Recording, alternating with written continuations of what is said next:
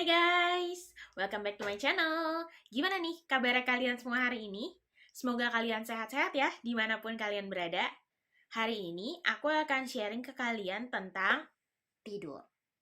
Tentunya akan berkaitan dengan psikologi. Penasaran kira-kira apa aja yang akan aku bahas hari ini? Yuk tonton videonya sampai habis. Kalau kita bicara tentang tidur itu udah layaknya seperti makan dan minum. Aktivitas yang kita lakukan setiap hari. Bahkan nih kurang lebih 6-8 jam sehari kita habiskan untuk tidur. Tapi apa sih kegunaan dari tidur? Kenapa kita harus tidur? Jadi, ibaratkan badan kita itu seperti handphone yang membutuhkan charger. Setelah misalnya seharian penuh atau misalnya beberapa hari kita pakai secara terus-menerus handphone, pasti baterainya akan habis. Dan ketika baterainya habis, yang kita lakukan adalah mencharge-nya, ya kan? Mencharge baterai supaya baterainya bisa terisi penuh dan HP-nya nggak mati alias bisa kita pakai lagi. Tubuh kita pun sama. Tapi tubuh kita tidak membutuhkan charger, ya. Tubuh kita membutuhkan tidur untuk mencharge kembali energi-energi yang telah habis terpakai setelah kita seharian beraktivitas penuh.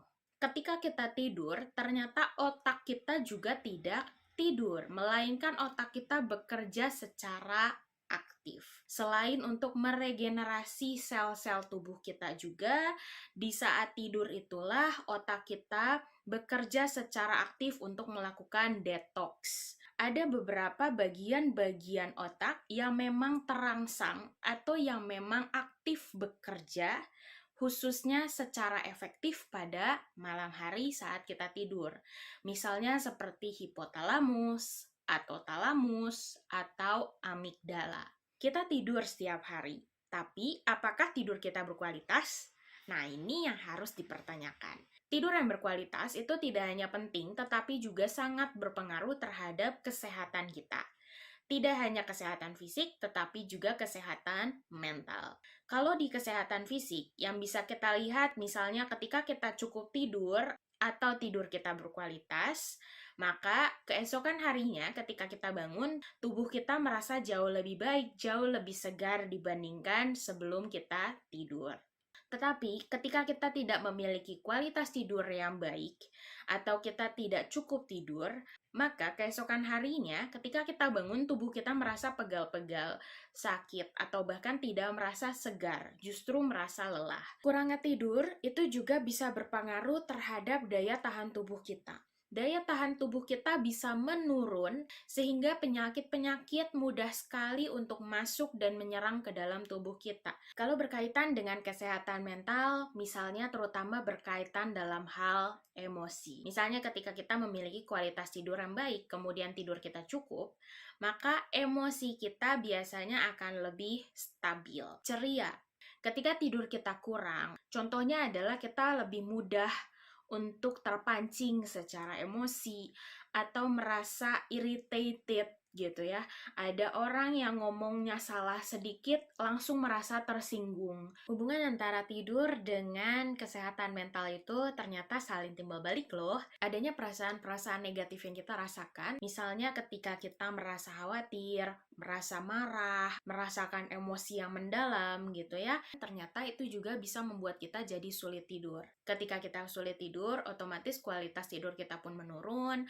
Kemudian juga kita tidak memiliki waktu yang cukup untuk tidur. Ketika kita kurang tidur, maka tubuh kita akan merasa lelah. Kinerja kita menjadi kurang maksimal. Kurangnya kinerja yang maksimal, misalnya mengambil keputusan yang salah atau tidak tepat, kemudian juga sulit berpikir, sulit berkonsentrasi, kita melakukan banyak kesalahan, proses memori, proses mengingat, itu semua juga jadi bermasalah.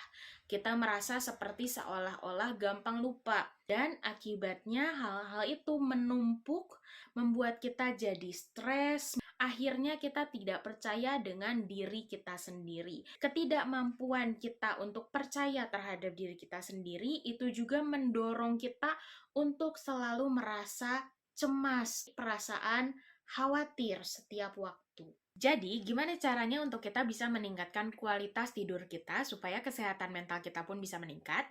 Ada beberapa cara yang bisa kita lakukan. Keefektifan dari cara-cara ini tergantung atau balik lagi ke diri kita sendiri.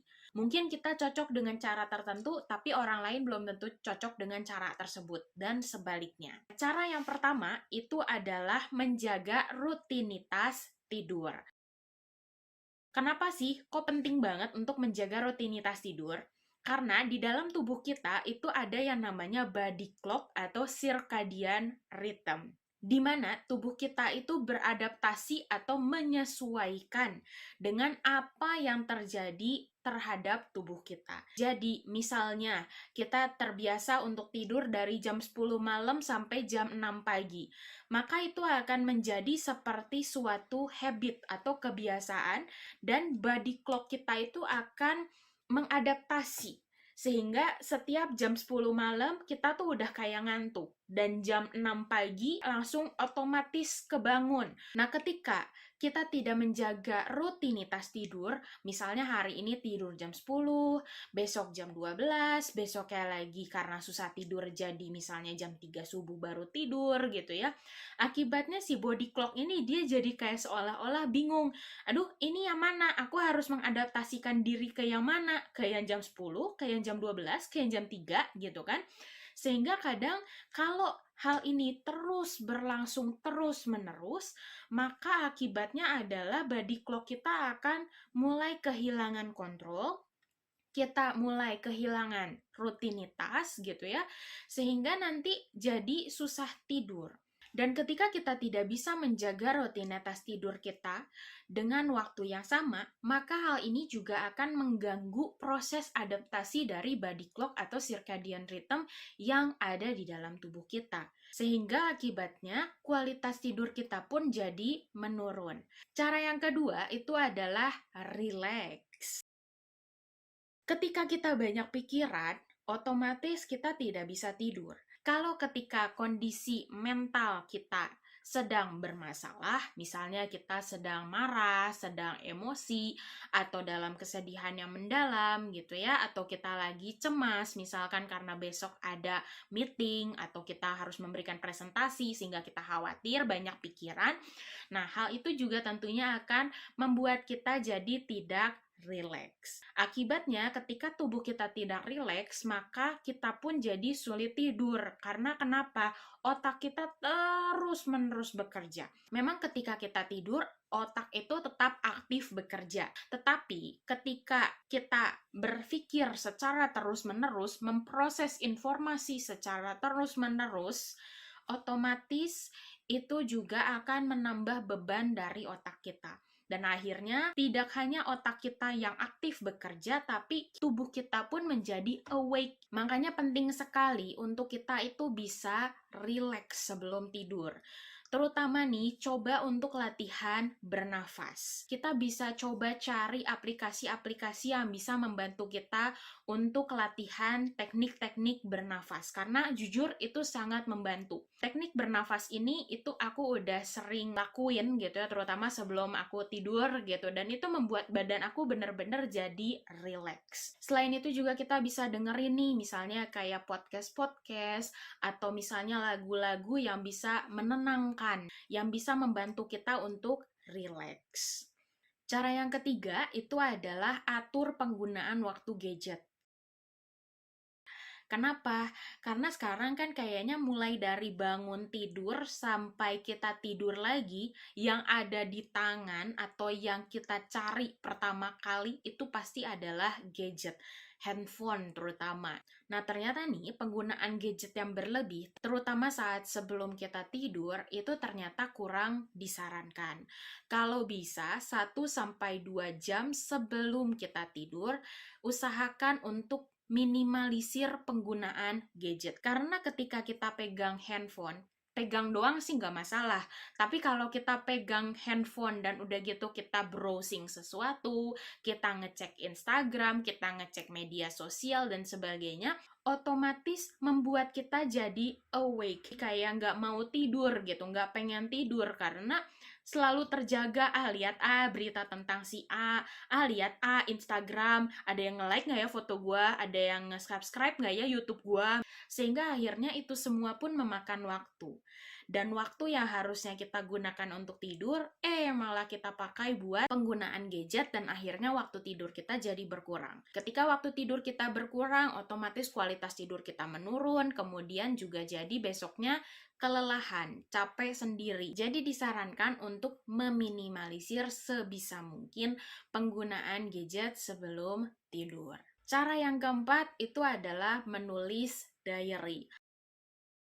Aduh, kayaknya kalau zaman sekarang masih zaman ya menulis diary. Diary di sini bukan diary yang kayak Dear Diary.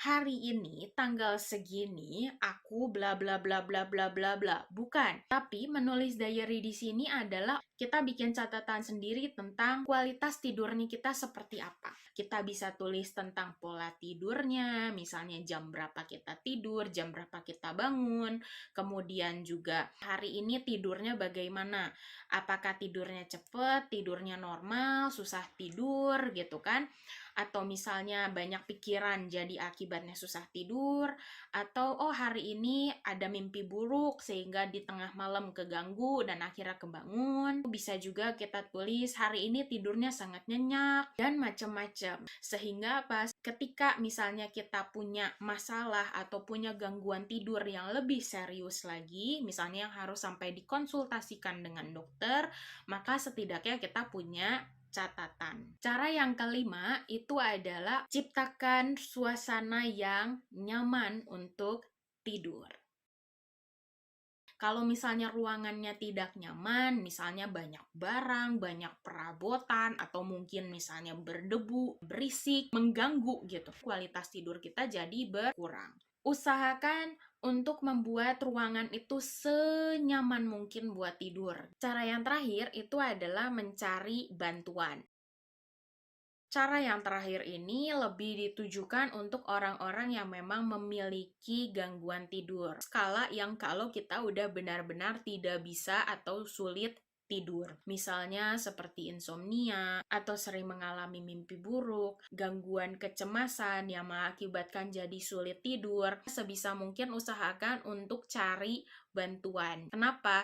Karena hal itu juga akan sangat mengganggu kehidupan kita sehari-hari. Kalau misalnya untuk yang ke professional health, misalnya kayak ke dokter, itu siapa tahu bisa dibantu untuk diberikan obat yang membantu kita untuk bisa tidur. Kita juga bisa cari emotional support. Emotional support di sini misalnya nih bicara, diskusi gitu ya dengan orang-orang terdekat kita yang memang kita bisa percaya, bisa ikut ke dalam grup diskusi gitu ya, yang memang mereka punya kendala untuk tidur, memiliki masalah yang sama. So, that's it for today. Thank you sekali lagi buat yang udah nonton videonya. Apakah kalian merasa bahwa video aku ini bermanfaat? Jangan lupa untuk tulis komen di bawah, like, subscribe, dan share di media sosial kalian. Sampai ketemu di video berikutnya. Have a nice day and bye-bye!